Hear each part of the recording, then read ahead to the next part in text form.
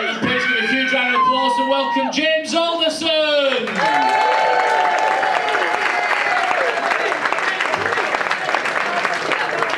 Good evening! Oh, bloody brilliant! I'm in a bloody good mood, actually. Recently lost a hell of a lot of weight. Thank you very much. Load of cheers over here. That's great. This side looking at me, so to say, Jesus, how fucking fat were you, mate? Fatter than this, shut your faces. Oh dear, it's difficult doing this job. Food everywhere you go. It's a big challenge. Comedy clubs, theatres, service stations. I drive about 1,000 miles a week, right? And I keep getting nicked. It's ridiculous. That is the biggest hazard of this job, driving. Just been on a driver awareness course. Anybody been on one of these? Yeah. Oh, Jeff said yes. Brilliant. That's awesome. Who said, did you say yes, mate, to the driver? Oh dear. What were you nicked for? Speeding. What speed were you doing? 95? In a school zone? Fucking hell! That is mental, mate. Well done. Christ, you're off the rails. Jesus. Wow. Okay, well, if you've not been on a driver awareness course, alright, they're pretty good. I mean, they remind you of all the stuff you've forgotten, like law and stuff. It's a psycho. It's a little bit like this, obviously. I mean, a little bit less alcohol. And the policeman was hammered, but we moved on, you know. The policeman was hosting the day. He came to the front of the room, and he's working his way around the room. We've all got our little name badges on. You would have loved it, mate, right? And he got to me, and he went, right, Mr. Alderson, I'm bringing up a photograph here on my projector of the road ahead, and I want you to identify 3 hazards in this photograph. I said, okay, thanks for picking me. Let's do this. I said, right, you've got a big tree in the foreground with a shadow under it. That's hazard number 1. There's a white van reversing like a knobhead. He's not looking. Hazard number 2. And in the distance, there's a young mum pushing her pram into the street. She's probably on crack. That's hazard number 3. He said, correct. I said, well, I knew she was on crack. You could just tell. Her eyes were gone. Look what she's wearing. The pram's all over the place. She doesn't know what she... He said, no, stop. 3 hazards. That's the correct bit. Let's move on. I said, yeah, let's. I said, that was easy peasy. He said, oh, if it's so easy peasy, what's the biggest hazard out of those 3 you just identified? I said, well, it's simple, officer. It's the big tree in the foreground with a shadow under it. He said, it is. Well done. Why is it the tree? I said, well, one of your mates could be hiding under there with a speed camera. Fist me. Don't fist me. No, it's fine. See, stay. Come on. No. Not that sort of show, dude. Not that sort of show. Oh, struggling with the food. Oh, God, I am struggling. I'm not a big fan of fruit. Not a great fan of fruit. Bloody love chocolate. Do you like chocolate, dude? A little bit. What's your favourite chocolate bar? Any. Cover me in it. Let's go. Okay. Liking your work. Look at this stud. He's thinking, I've got a favourite fruit. I've got a top 3. Ask me. Dude, look at you. Go to the gym twice a day. No, it's fine. What's your favourite fruit? Yeah. An apple. Keeps the doctor away. Like it. Okay. Oh, have people seen this clip recently online of this spider climbing out of the banana? Have people seen this? Oh, he's seen it? Right, okay, well, right.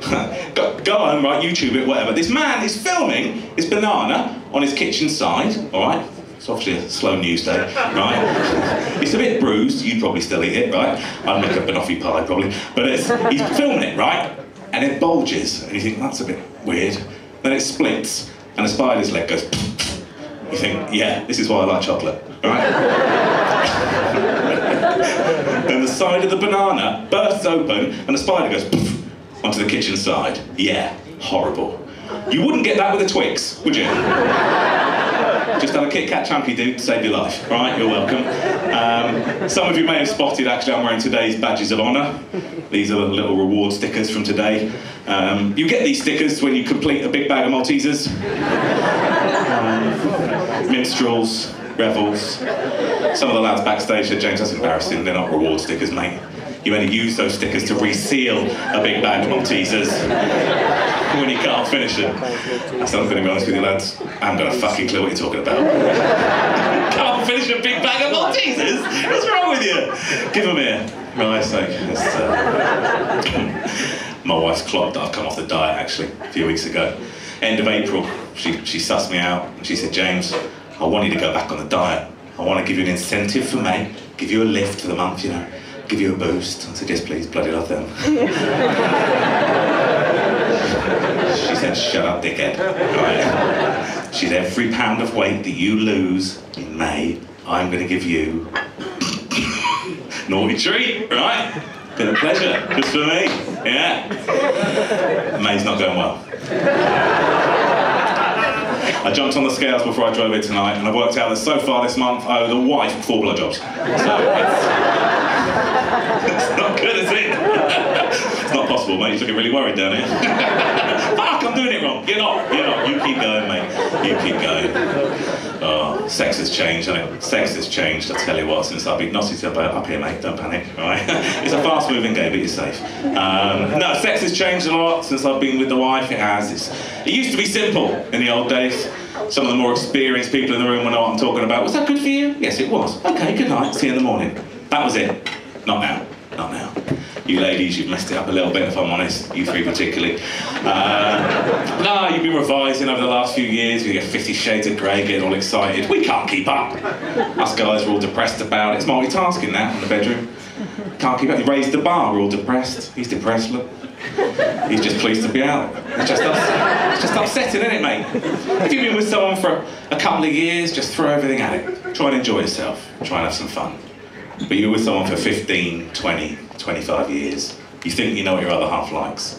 It's that time of the year. You're upstairs in the bedroom department. You're having some fun. You're thinking, Christ, this is going well. She is bloody loving this. This is going so... I don't know what position this is, by the way. Sorry. It's been a while. It's been a while. You're in the middle of it. You're thinking, Christ, well done, mate. I'm proud of you. She's going to be texting her friends about this in the morning. She's doing it now. What are you doing? Get off your phone. I don't care if you have just leveled up on Candy Crush. I'm in the middle of something. True story. True story. You think it's going well. All sorts of magic's kicking off, right? You're in the eye of the storm. Suddenly, little instructions creep in. Little whispers in your ear. Bite it. Lick it. Rub it. Hold it. Bite it. Lick it. Bite it. Rub it. Hold it. It's like trying to have sex with a bop it. Twist it. Pull it. Flick it. Twist it. Pull it. Ah, you lose. Try again. There's some blank older faces in the room just looking at me like, what the fuck is a bop it? He's thinking, where can I get one? Look at his Toys R Us. Bit weird, isn't it? I'll see you there. You won't see me. I'm banned. I'm actually at that age now where I'm making more noise getting to the position than I am having sex. Oh, my leg. Ah, my ankle. Stop. Cramp.